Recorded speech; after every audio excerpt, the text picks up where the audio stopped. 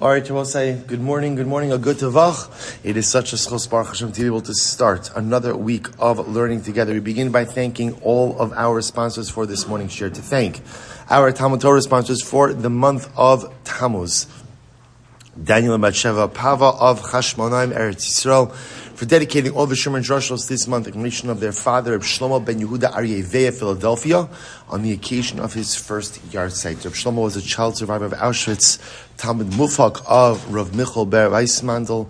He's left behind 90 plus descendants who are Baruch Hashem all yireh Shamaim. His neshama have an aliya and family a neshama.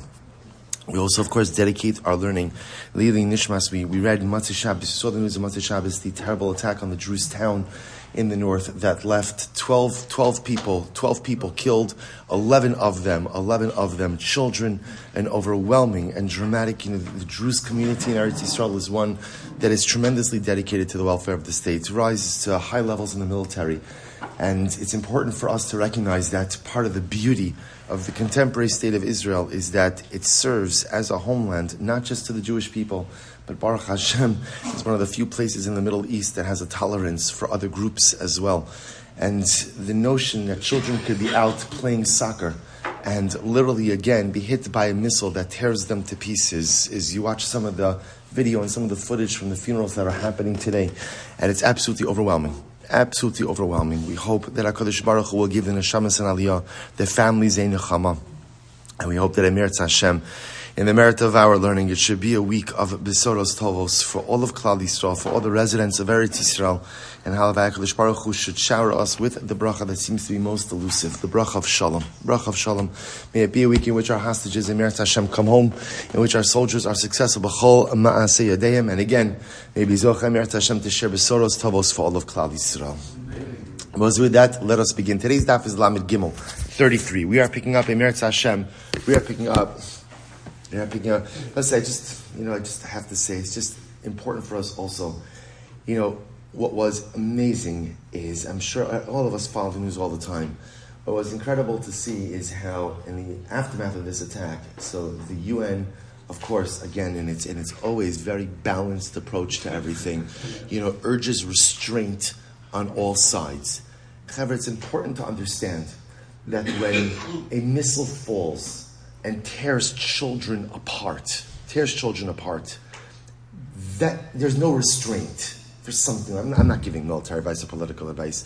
I'm just saying how it is so clear that the world has absolutely lost its moral clarity. When someone launches missiles indiscriminately and blows up children, tears them to shreds while they're playing soccer, the word balance or the word restraint doesn't have a place anymore. You're dealing with the purest and sheerest of evil. And there is only one way to deal with evil. It is not at the negotiating table. It is not with words. It is through brute force. That is the only thing that evil in this world understands. It's just amazing. Sometimes the tragedies of our people are compounded by the absolute sheer stupidity and vacuousness of the world. It is amazing to see that almost a year into this war, and the world does not see what we are up against. Kadosh Baruch Hu, I used to daven a lot for the world to have clarity. I stopped davening for that because I recognize it's a tfilas shav. It's a meaningless prayer because it is clear the world is not going to find clarity. Instead, Chavra, what we daven for, Kadosh Baruch Hu should give our leaders the strength to make the right decisions. Hashem should give the strength to our military to be mighty and to be fearless. And HaKadosh Baruch Hu should give us the staying power to be able to do what needs to get done in order to usher in a period of safety and security for Am Yisrael and for Eretz Yisrael. I will say, let's begin. We have a lot to do today, Baruch Hashem. Actually, again, some nice shorter dapim coming up. But Emeretz Hashem, again, beautiful lessons, beautiful halachas. Let's begin. So today's daf is Lamed Gimel 33. And we are picking up on Lamed Beis, Amud Beis 32b, 4 lines up from the bottom. Rava bar Sharshum nafak alekala da'achal arad yasmi. It's an interesting case here. So Rava bar Sharshum. So again, word went out that he was consuming the land of Yisomim. So in other words, just to understand what's happening over here. So a rumor started circulating that Rabbi Bar Sharshum was going ahead and using land that was not his. So that's part one. To compound it, to make it a little bit worse, it was the land of Yisomim. It was the land that belonged to orphans. Okay, so what happened? So we'll say, so now, obviously, you can imagine, so people are very upset about this. Rabbi Bar Sharshum is going ahead and using land that doesn't belong to him, land that used to Yisomim. Suppose it's incredible. I'm going to Abaye. So Abaye says, okay, so obviously this case is brought to Abaye, the situation is brought to Abaye, and Abaye says, Eimalei, easy gufa de uvda, heichiava. Abaye said, tell me exactly what happened. I was saying, what a tremendous Musar Haskell, one line into this Gemara. So right, Abaye hears this inflammatory story. Rabbi Bar Sharshum is using property of Yisomim. Can you believe it? The chutzpah, avla, and aveira. He's going and taking advantage of orphans who can't advocate for themselves. It's so terrible, it's so horrible. You come to Abaye, you got to do something. What does Abaye say? Why don't you tell me the information? Let's say, such a tremendous Musar Haskell. How often in life do we hear part of a story and we're already ready to act, we're already ready to condemn, we're already ready to take action, and meanwhile, again, it turns out that we're missing wide swaths of information. So Abaye models for us how you deal with when confronted with what appears to be some pretty incredible or overwhelming or inflammatory information. Make sure you get the whole story. So Abaye says, tell me the story. And I will say, not only that, who does Abaye go to for all the details of the story? He goes to Rabbi Bar Sharshum. He goes to Rava, right? Rabbi Bar Sharshum. This isn't the normal Rava of the Gemara. He goes to Rabbi Bar Sharshum. Explain to me, right? So go to a primary source. Go to a primary source. Don't get your information from secondary sources. Go to the primary source and get all the information. Rabbi Bar Sharshum, what happened? Okay, so I'll tell you what happened. I'm relate. Listen to this. Listen to this. Rabbi Shashan, first of all, so we'll say it's been a little while since we've had this. Remember again, a mashkanta desura? You remember that? Back from our Bava Metzia days. What's a mashkanta desura? So again, illustrating a typical way, a simple way. I lend Reuven $10,000. So what happens? Reuven gives me a piece of land, and let's say again the yield from that land is worth approximately $1,000 a year. So I use that land for 10 years, and at the end of 10 years, what does Reuven owe me? What does he owe me? Nothing, because essentially what we've done is we've paid off the debt through the use of the land. That is called the mashkanta de Surah, because apparently in the city of Surah, this was a very common way in which to go out and pay off debts. So Rabbi Bar Sharshum says to Abaye like this. First of all, these Yisomim, I had lent their father money. Their father had given me a piece of land in this mashkanta de Surah arrangement. So I'm using this land for a number of years in order to pay down the debt. Fine. V'havili. Furthermore, Rabbi Bar Sharshum said, "V'havili both at top of Lamed Gimel. V'havili zuzi achrina gabe." Now listen. In addition, now that was loan one. So Rabbi Bar Sharshum said, "I had lent the father of these orphans money. I lent him $10,000. He gave me the field for 10 years. By the end of 10 years, again, we were going to call it even. The debt was going to be repaid.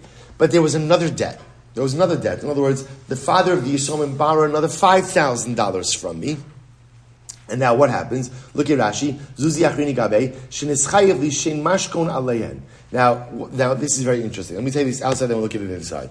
So essentially, Rabbi Bar Sharshum says like this: I essentially lent the father of the Yisomim 2 loans. One loan, we'll call it $10,000, was secured by property, this mashkanta de Surah arrangement. The second loan was not collateralized. Second loan was not collateralized. Now, again, Rabbi Bar Sharshum says, I have a note, so it's clear ultimately, again, that the money is owed to me. So Rabbi Bar Sharshum essentially makes the following cheshbon. Let's talk about it outside, then we'll do it inside. And it's a good cheshbon. He says, you know what? To collect debts from Yisomim is a tremendous headache, as we'll talk about in just a moment. So Rabbi Bar Sharshum says, here's what I thought I would do. I was already holding on to that mashkanta de Surah to go ahead and pay off the first debt of $10,000. Rabbi Bar Sharshum said, I figured I would just keep that piece of property for another couple of years in order to pay off the second debt. That was it. That's the case over here. So now let's see it inside. Rabbi Bar Sharshum said, the father of the Yisomim owed me a second debt of $5,000. Now, I have already finished using the property for the duration of the mashkanta de Surah. Right, so we'll call it the duration. Let's call it for 10 years. Right, so already I've used the property long enough to go ahead and pay off the $10,000 debt, which was the mashkanta d'sura, which was the debt for which this property was collateralized. And I figured to myself, I said to myself, if I give back this land now to the Yisomim, and now I come back and I say to them, guys, again, your father owes me, so sorry for your loss, but, right, he owes me $5,000, right? So your father owes me another $5,000, and again, remember, we'll say, this is all documented, right? This is all papered. Rava Bar Sharsham has the loan document. He says, so what's the problem? The rabbi said, what's the problem? So the problem is, that when it comes to collecting from nichsei yisomim, from orphans, even if you have a loan document, I was about to say generally the way it works in loans is, whoever holds the document is the one who has the power. So in other words, if I have a document that says I lent Reuven $5,000 and I have the document, I have the power to collect. So this changes when it comes to Yisomim. Remember again, whenever you want to collect from the estate of orphans, you always have to swear. Chazal instituted that in order to safeguard the Yisomim. So Rabbi Sharsham says, here's the problem. If I now come to collect the second debt, the second $5,000, or the second loan of $5,000, even though I have a document, I'm still going to have to swear, because the rabbi said, and Rabbi said, by the way, we've learned this many times before, that's in order to protect the Yisomim, right? Or often children are not versed in the affairs of their father's estate. So in order to protect the Yisomim, Chazal said you have to take a shvuah before you go ahead and collect. So the Gemara says, so therefore Rabbi Shmuel said, I don't want to swear. So Rabbi Bar Shmuel said, here's what I was going to do. I was going to hide the loan document. In other words, hide it means I wasn't going to present the loan document, and I simply was going to get repaid for the second loan through continued use of the property. And I figured this way, again, I'm going to get what's rightfully mine through a piece of property that I'm already holding on to, and I could avoid the need for a shvuah. I could avoid the need for an oath. And what's the logic? I'll go ahead and I'll consume the amount, right? I'll use the land corresponding to the amount of the second debt. And I'll say like this, Demigo, di ba'ina amina lakucha hi biyadi mehemna. And listen to this, this gets better. Rabbi Bar Shamshul says, I'll tell you why I should be entitled to do this. Because I have a migo. What's the migo? The migo is, I could have claimed that this land, that's the mashkanta d'sura, I could have claimed that it's mine. I could have claimed that, in fact, ultimately, again, I had bought it beforehand, right? I bought it from the father of the Yisomim, because remember, again, I've been using it already longer than the years of Chazakah. So listen to this, Demigo di bay amina lakucha hi biyadi. I could have gone ahead and said the property was really purchased by me from the father. Ki amina de'isli zuzek abaycho mehemna. Therefore, certainly now when I tell you, no, I don't own it, but I'm only using it in order to go ahead and pay off the second debt, I certainly should be believed. Okay, so I will say, this is the whole story. So first of all, it's interesting, right? So now you understand why people were talking about Rava Bar Sharsham. They weren't wrong. They were saying, listen, he is illegally using the property of Yisomim. Now, were they wrong? Right? No, not totally wrong. But yet, Rava Bar Sharsham has a very interesting cheshbon over here. So once again, let's go over the cheshbon once more. So Rava Bar Sharsham says, listen, father owes me two loans. We'll call it one for $10,000, one for $5,000. The $10,000 loan was secured by a mashkanta d'sura arrangement. I was going to use the property for 10 years, pay off the debt. Fine. 10 years have gone by. Now, the other debt of $5,000, for which I have a document, Rava Bar Sharsham says, is still outstanding. Here's the problem. If I go through the normal mechanism of collecting that debt, then I'm going to have to swear, because that's only to collect from Yisomim. I don't want to swear. So instead I figured, you know what, I'll just hold on to the property that I already have and pay off the remaining $5,000 debt through continued use of that property. Now, where does Rava Bar Shamshum think that he has the right to do that? Right? Where does he get this that he has the right to do it? So he thinks he has the right to do it because of a migo. What's his migo? I could have claimed that the property was mine altogether.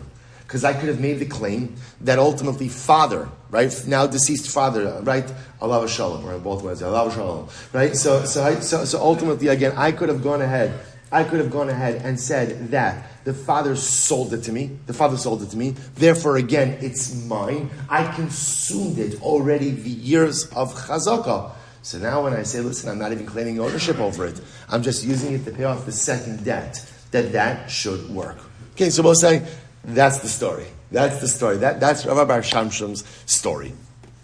So the Gemara says, now Abaye hears this. Amarle, Abaye says, no.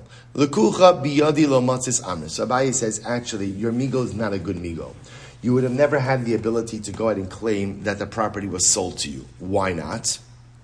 Da ika ala kala da ardiyasmihi. Very simply because there's a kol. What's the kol? They'll say, what's the kol? The kol is that this is property owned by the Yisomim. So your migo already wouldn't have worked. In other words, you think you have the ability to claim that it was sold to you. That's not true because there is a competing kol. I will say again, kol. It's hard. I don't know if there's a good English word for kol. We often call it like a rumor, but it's not. But in this case, it's more like a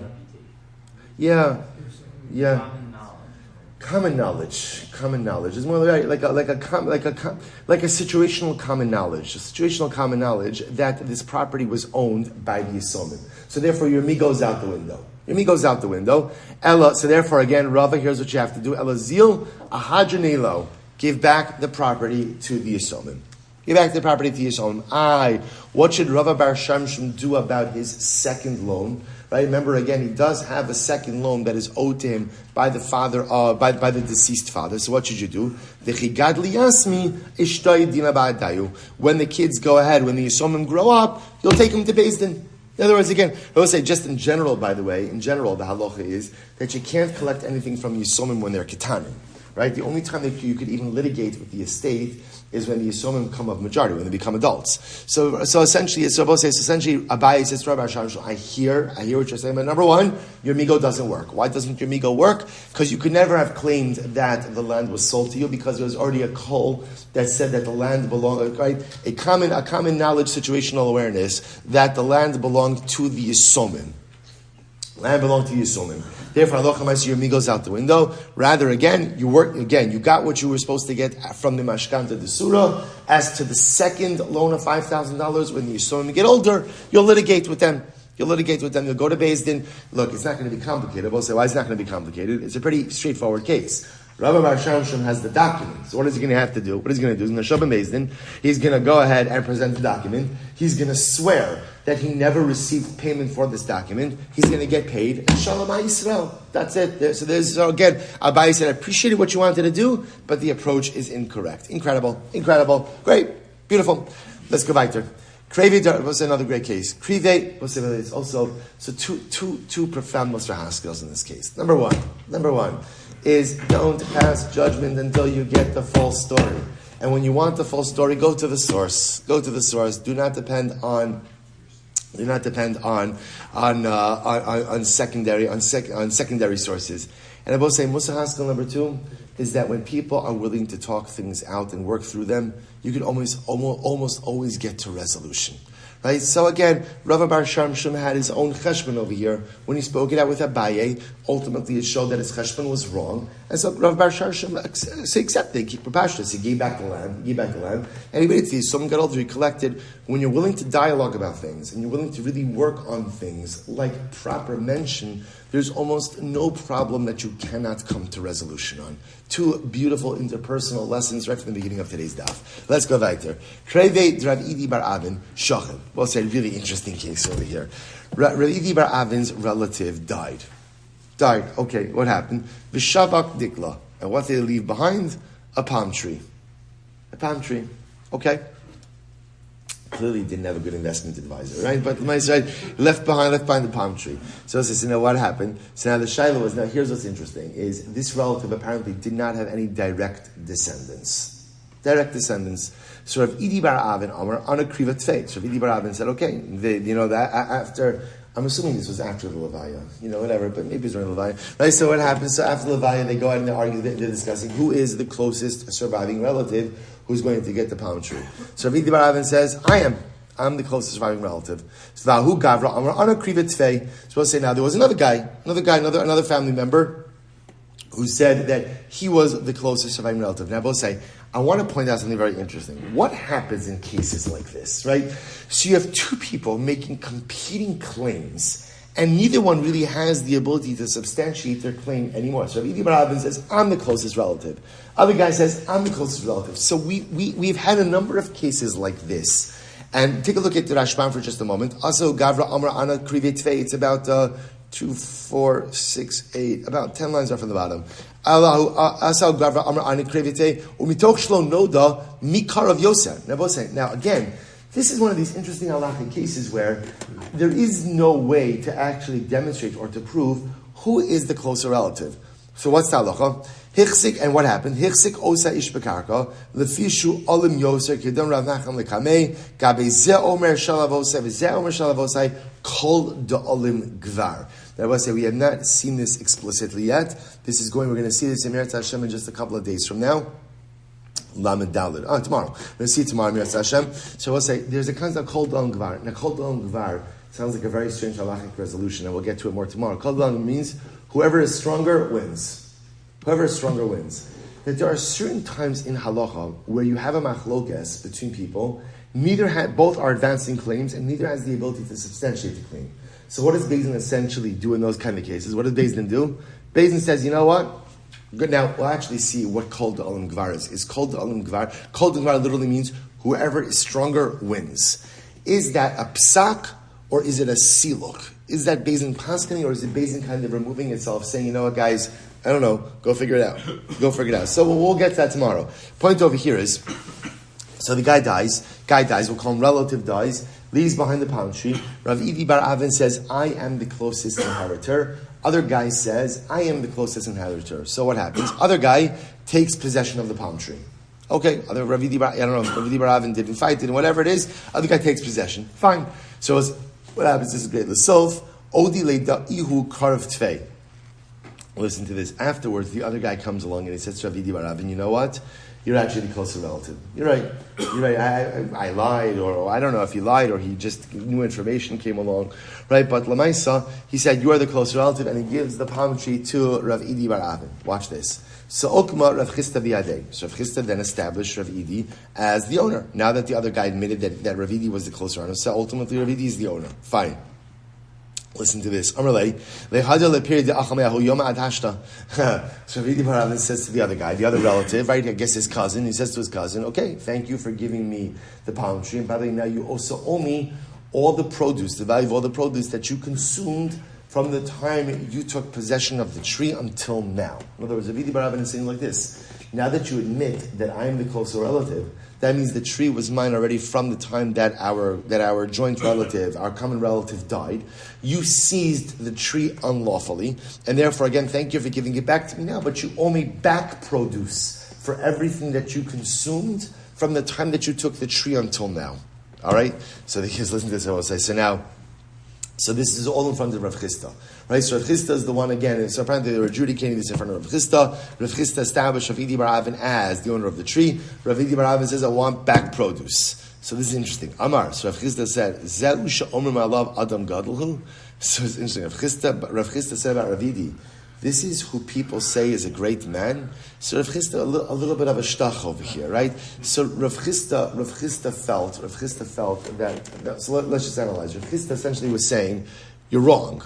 It's interesting the way that he phrases it, right? This is the person speaking about Rav Idi Bar Avin. This is Rav Idi Bar Avin, who everyone says is such a great guy. Obviously, he's not so great, because this claim that he is making is ridiculous. After all, why? Aman ka samech mar ahai. So remember again, we'll say, let's go through this. You see, Rav Idi Bar Avin, here's what's fascinating. Rav Idi Bar Avin was asserting the entire time that he was the rightful owner of the tree. Now what happens? The other guy said he was the owner of the tree, the relative. Then relative comes along and says, Rav Idi Bar Avin, you know what? You're the owner. So he gives it to Rav Idi Bar Avin.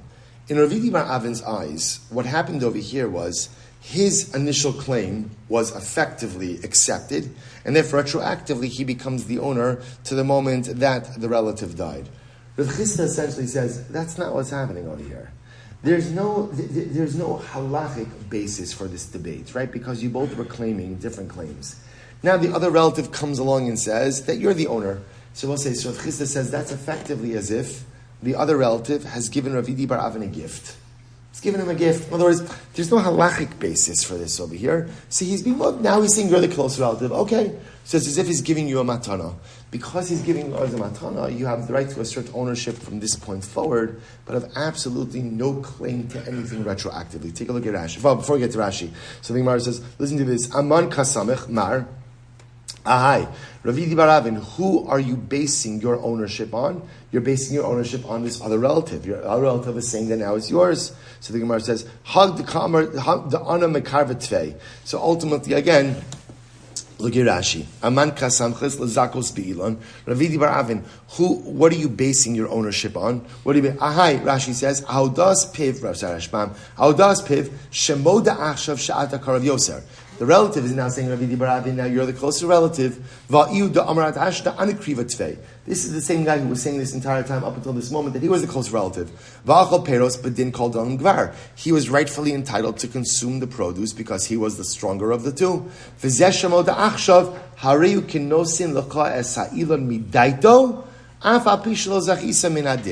They will say, this is fascinating. So ultimately, Rav Chisda says, you have to understand the mechanics of what's happening over here. When the relative comes along and says, Ravidi, you know what, you're the closer relative. They will say, it's as if he's giving Ravidi Baravin a gift. In other words, he did not have to make that claim. He did not have to reverse course. In other words, he owned it. He owned it based on Kol Da'alim Gvar. Whoever is stronger gets it. Now he was reversing course.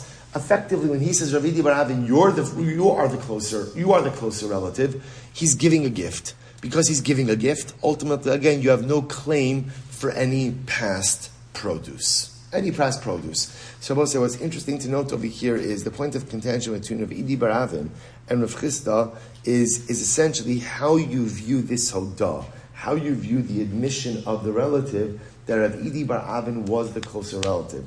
Rav Chisda viewed it as, it's not even an admission, it's just a gift. It's just a gift. He's changing his mind, and he's essentially gifting Rav Idi Baravin property. Okay, so he's gifting him a palm tree. Rav Idi Baravin has no claim to anything beforehand.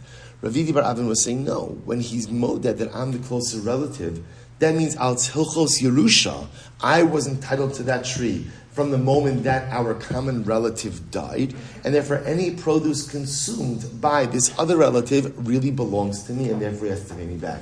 That was the point of Machlokes. So Rav Chisda very dismissive of Rav Idi Baravin's claim. So the Gemara says, listen to this. How does it? And last line of Lama Gimel with Aleph, Abai v'Rava lo sir lehu dahad Rav Chisda. Abai and Rava disagreed with Rav Chisda. They felt Rav Chisda was wrong, and they felt Rav Idi Baravin was right. On the base, kevan da odi. They felt that once the relative admitted that he was not the closest relative, that he seized the palm tree unlawfully, and now he gave it back to Rav Idi Baravin. Not only did Rav Idi Baravin get the palm tree, but what? But he was entitled to back produce as well. Look at Rashi. Kevan da'odi, Rashbam, d'shelo kedin hechsek ad ata. Shabbos says, so this is the machlokes, Rav Idi Baravin, really it's Rav Idi Baravin, Abaye and Rava against Rav Chisda. Shabbos says, how do we paskin? The Rambam paskins like Abaye, Rava, and Rav Chisda. So there's Rabbi saying in this kind of case, halacha l'maisa, the Rambam actually paskins that when the relative gave back the palm tree to Rav Idi Baravin, the relative would be obligated to also give back any past produce that was consumed. That the admission of saying Rav Idi Baravin was the closer relative required not only the transfer of the actual palm tree, but again, anything that was consumed since the other relative took possession of the palm tree unlawfully until the time that he returned it to Rav Idi Baravin, had to be returned to Rav Idi Baravin. Incredible. All right, the boss said on the Gimel base 33b, 2 dots. Let's go. Zeh Omer Shalav Osai. Here we go. Similar to cases we had on Erev Shabbos. So what happens? Two people arguing, right? Reuven says, this field belongs to my forefathers. Zeh Omer Shalav Osai. And Shimon says, this belongs to my forefathers. So they're both making the same claim. So I see Sadi Davasi. So as I say, now watch this. So Reuven brings witnesses that indeed the field belonged to his forefathers. And what happened? Shimon brings witnesses that he utilized the field for the years of Chazakah. So again, I will say, we have this case. Remember, this is Friday's case. So again, both making the same claim that the field belongs to our forefathers. Reuven brings witnesses to that point, that the field belonged to his forefathers. Shimon brings witnesses that he's been utilizing that field, occupying that field, and utilizing that field for 3 years. So now what do I do with this? So the Gemara says, Amar Rav Chisda, ma lo l'shaker. So Rav says, so ultimately, again, Rav Chisda says like this. The truth is, why would Shimon lie? Why would Shimon lie? After all, remember again, I will say, Shimon could have easily made a different taina. Well, Shimon didn't have to say the field belonged to my forefathers. What could Shimon have said? Shimon could have said, the field, I bought the field from you, or for that matter, again, I bought the fields from your forefathers, and I've gone ahead and I've lived through the years of Chazakah. And I will say, remember again, we've seen this before. Chazakah 101. Chazakah 101. Chazakah 101 requires 2 things. What are the 2 things? Number one, residency. Right? Number 2, a taina, a claim. You always have to have a claim as to how you got this residency. So the Gemara says like this. We should definitely, now again remember, Shimon's claim originally is that halacha l'maisa, this land belonged to his forefathers. He's unable to produce witnesses to support that claim. So instead, he brings witnesses that he's been there for the years of Chazakah. So Rav Chisda says we should believe Shimon. Why should we believe Shimon? Because Malal v'Shaker, why would he lie? Why would he lie? After all, he didn't have to make the claim that the field belonged to his forefathers. He could have easily made the claim that what? That Allah Chalamaysa, he bought this from Reuven, or from Reuven's forefathers. Right? So that's the time. I bought it from you, and I've been here Chazakah. Right? And he has witnesses to support his chazakah. That's a pretty strong claim. So that's the claim he could have made. The fact that now he makes a different claim that it belonged to my forefathers, so he should be believed al tzlemigo. So the Gemara says, Abaye v'Rava lo svir lahadad Rav Chisda. So Abaye and Rava reject Rav Chisda. Why? Because they say, Mali l'shaker b'makom eidim lo amrina. We saw this already before. We don't say Mali l'shaker b'makom eidim. So we'll say this is a different kind of case. Why? Because at the end of the day, Reuven has witnesses that the property belongs to his forefathers, and what? Shimon does not. So therefore, we'll say essentially, we don't say migo, we don't say Mali l'shaker when there's competing and contradictory testimony. So Rabbi will say, Abaye and Rava will say, it sounds like we're saying over here in this case, Abaye and Rava will say, the halacha will side with Reuven, because Reuven has testimony, Reuven has witnesses, solidifying the fact that what? That halacha l'maisa belonged to his forefathers. Now remember again, I just want to point out, I will say, had Shimon, this is important to understand, had Shimon from the beginning, said what? I purchased this field, Reuven, from your forefathers, and I lived here chazakah. Then who would win? Shimon. Because Shimon has the taina, and Shimon has residency, right? He's got everything, right? But Lamaisa, that's not the claim that he's making, right? Instead, what he's saying is, Shimon's claim is, it belongs to my forefathers. What's the problem? Shimon can't support that claim. Reuven can. Therefore, Allah Lamaisa, who wins? Reuven. Now remember again, what can't Shimon do in this case? What can't he do? He can't pivot, right? Now remember again, we spoke about this concept last week. You could amend an initial claim, but you can't change it. Okay? So, in other words, if Shimon were to say, you know what, I didn't mean that the land belonged to my forefathers. Rather, what I meant to say is, I actually bought it from your forefathers. Remember again, we had this whole thing. So you could amend a little bit, but you can't totally change. In any event, so we'll say, that's halach. So therefore, case number 2, Reuven wins, because Reuven is able to go ahead and furnish testimonial support for his claim. Shimon loses, because Shimon is unable to go ahead and furnish testimonial support for his claim. Incredible. Let's go right there. Huda Amar Lei, it's great cases. Huda Amar Lei lechavre, ma bo'is b'hai ara. Well, say, listen to this. The guy says to his friend, what are you doing in my land? Right? What are you doing in my land? My boys, Bahai Ara. So Amar Lei, Minoch Zabni, Vachalti, Shnei Chazaka. So we'll say, so now watch this. Reuven goes over to Shimon, and Reuven says, Shimon, what are you doing in my land? And Shimon says, what am I doing in your land? What are you doing? What am I doing in your land? I bought it from you, and I've lived here for the years of Chazakah. So we'll say, so this ultimately again is Shimon's claim. So again, I will say, so it sounds like the law would be leaning towards Shimon, because remember again, he's got a taina. I bought it from you, and I've been living here the years of Chazakah. Now, obviously, I will say the claim by itself is meaningless. right? It has to be supported by eidos. So what happens? So azal aisi sahadi da achla tarti shani. Very interesting. Shimon brings witnesses, but the witnesses only testify that what? That Shimon's been living there 2 years. 2 years. So the shaila now is, so what's the status? So we'll say this is very interesting. So Amar Rav Nachman, Hadra Ara, V'Hadra Peri. So again, Rav Nachman says it's not a shaila. So Shimon doesn't have any support for his claim. Therefore, what does Shimon have to do? Shimon has to go and give back the land to Reuven. But when he gives back the land to Reuven, he has to give back the land, vacate the land, and also give what? Give back produce that he consumed. Because now that he doesn't have any testimonial support that the land belongs to him, that means he illegally consumed the produce. Therefore, he has to give everything back, give back the land, and give back the produce, ultimately again to Reuven. But I take a quick look at the Rashbam. The Rashbam, you see in the intermediate wide lines over there? So about, in the intermediate lines, about 4 lines up before it gets very wide. So he has to return the land, because remember again, 2 years is not enough to establish chazaka. V'hadri peri, and also you have to pay. You have to give back the produce. Rashi says, "Shal beis hashanim sha'acha shelo kedin dahalo time meikara aris hayisi ulepeiros yararati demehem lekidla kaman." Now we'll say we're going to see this actually very interesting. The reason he has to give back the peiros is why? Because remember, Shimon's whole time over here is that I am the owner of the land. So now, once that claim falls flat, right, and ultimately, again, he's not the owner of the land, that means he has no reason, he had no right to consume the produce. Okay? I'm going to say the rest of Rashbam a little bit later on. Fine. Rav Zvid. Rav Zvid says, however, Rav Zvid, Im ta'in v'aron of the peiros yaranati ne'aman. This is very interesting.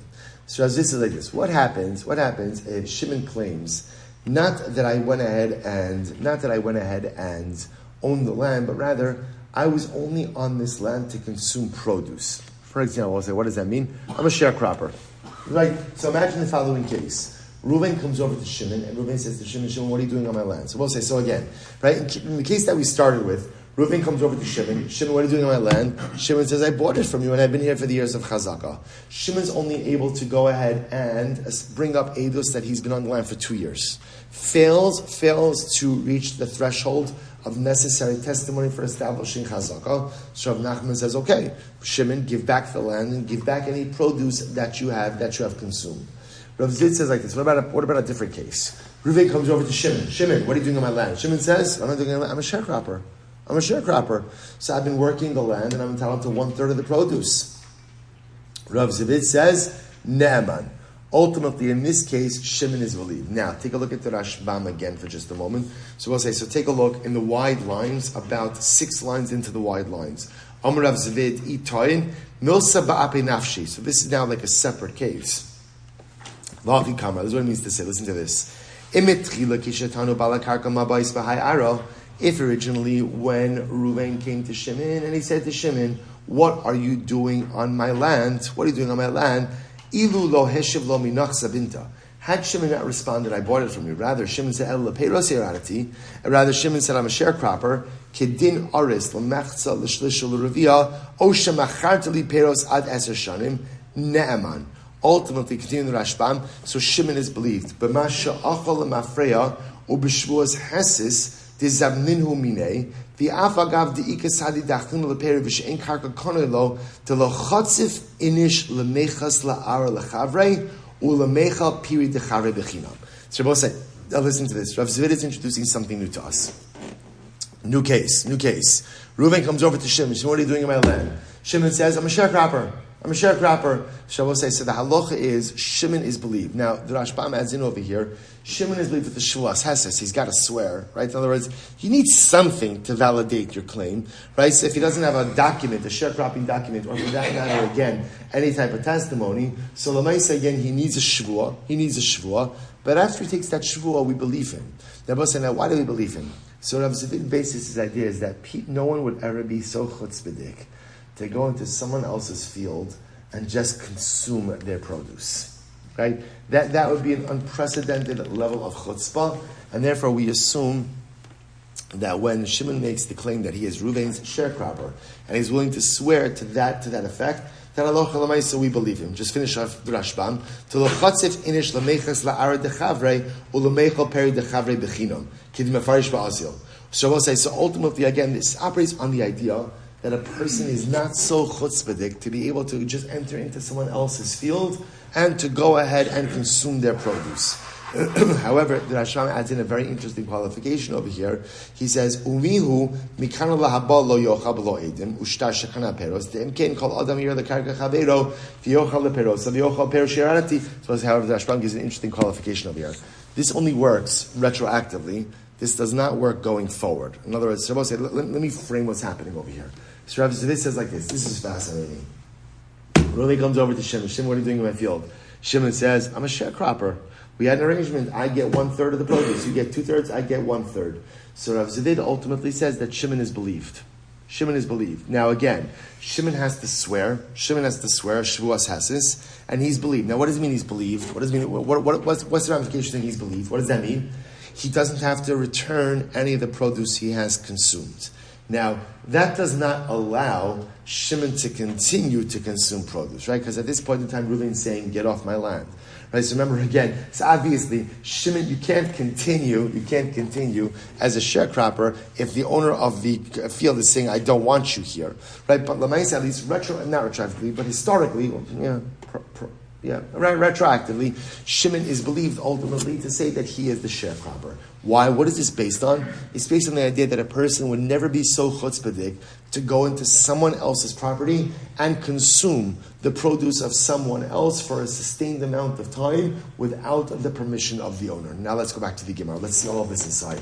Then I will say, by the way, you've noticed by the style of the Rashbam, is the Rashbam really gets ahead in the Gemara, kind of outlines the entire sugya. So Rashbam is incredibly thorough. Now let's catch up in the Gemara. So watch this. So that's one more time. Right?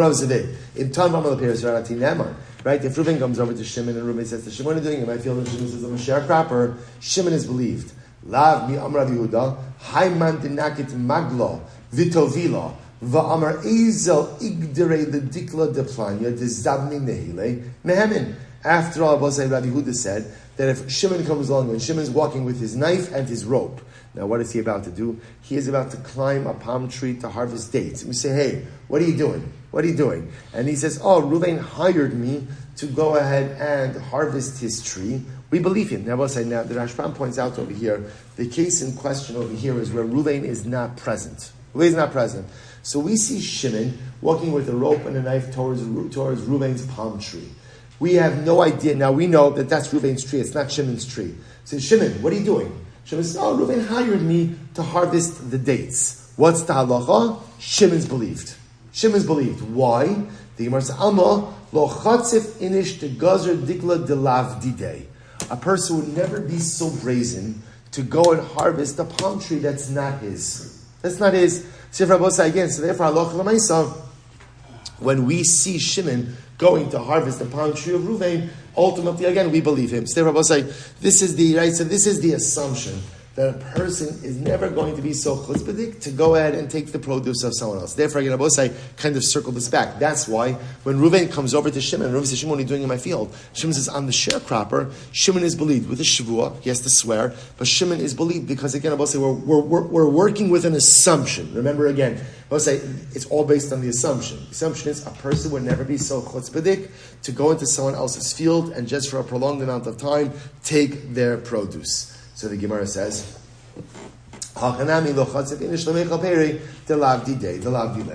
to over in this case, when everybody comes over to Shimon and Reuven says, Shimon, what are you doing in my field? Shimon says, I'm the sharecropper. We believe Shimon with a shvuah because a person would never be so chutzpahdik to go and take the produce of someone else. The Gemara says, Ihachi aranami. One second, I will say, so if that's the case, that you are relying on the fact that people are not so chutzpahdik to take stuff from people that does not belong to them, so why not go ahead and say that in a case where Shimon says, I bought the fields from you, you should believe Shimon also, to which the Gemara says, no.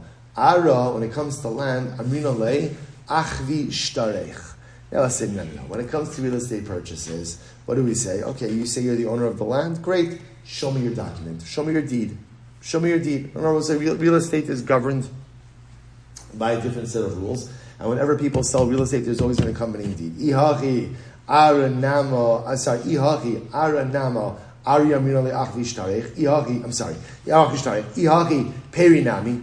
So the Gemara says, so if that's the case, again, that you say paperwork, please, right? You want, in other words, I'm not going to, in other words, when Reuven comes to Shimon and Shimon says, you sold me the field, we don't just believe Shimon, but rather we say, Shimon, if you really bought the field, let's see the star. So why not say the same thing by Peiros? That when Reuven says to Shimon, Shimon, what are you doing on my land? And Shimon says, I'm a sharecropper. Why do I say Shimon? Why don't you show me your document? Why don't you show me the document that says that halacha l'maisa again, that you have a sharecropping agreement?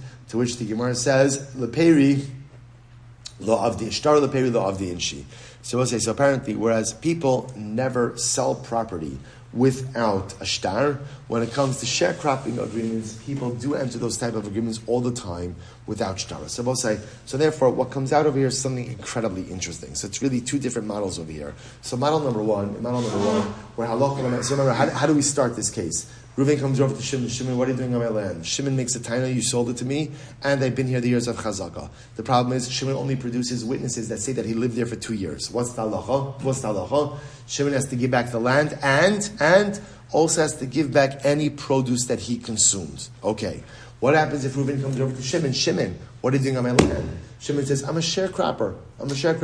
So what's incredible? Rav Zvit teaches us, what's the halacha? Shimon is believed. Again, Rashbam adds in, Shimon has to swear that he's the sharecropper, right? But Lamaisa, once he swears, he's believed. What's the logic? So what's incredible? The whole logic of this is that what? That people would never be so chutzpahdik to go ahead and seize someone else's produce for a prolonged amount of time. Same idea. We see Shimon walking over to Reuven's palm tree. Reuven's not around with a rope and with a knife ready to harvest trees. Shimon, what are you doing? Oh, Reuven hired me to harvest his tree. What do we say? Okay. Right, that's lacha. Because lo chatzifinish, a person would never be so chutzpahdik to go ahead and seize someone else's produce, especially again over a prolonged amount of time, and a volume of produce. That's what all of this is based on. The other nugget of information that the Gemara just gave us is no one ever sold property without a shtar, but it was common to enter into sharecropping agreements without a shtar. So therefore, again, when Reuven goes ahead and says, or Shimon says, Reuven sold me the property, we say, okay, where's your shtar? But yeah, when Shimon says, Reuven hired me to be a sharecropper, there's no shtar. Okay, we'll say last case for today. We're going to start it, then we're going to end kind of in the middle of it. It's great cases. A man says to his friend, Ma bo'is bahai ara. What are you doing on my land? I will say, by the way, it's always fascinating, right? How the lashon of the Gemara is always, right? One guy is saying to his friend, what are you doing on my land? You know, saying the whole essence of Klal Yisrael is Chaverim Kol Yisrael, even when there are disputes. Right? The Chevrashaft, the friendship has to be there, even when we're like, what are you doing on my land? There's a way to disagree agreeably, and there's a way to go and have machlokes, but yet still be chaverim. That's the piece. You know, we've been struggling to figure out this piece for 2,000 years since we lost the Beis Hamikdash.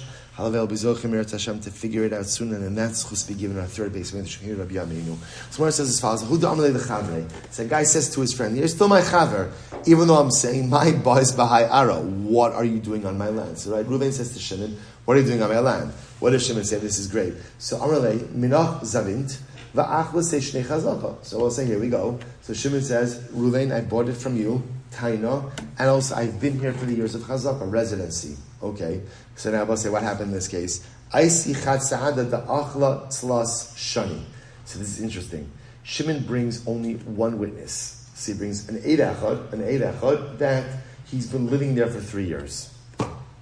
Okay, so we'll say, so now what do you do with this case? Now again, so we'll say, so remember again, it's interesting, like in the previous case, Shimon brought 2 witnesses, but that he was only there 2 years. Now in this case over here, Shimon's bringing 1 witness that he's been there for 3 years. So what do we do? So the Gemara says,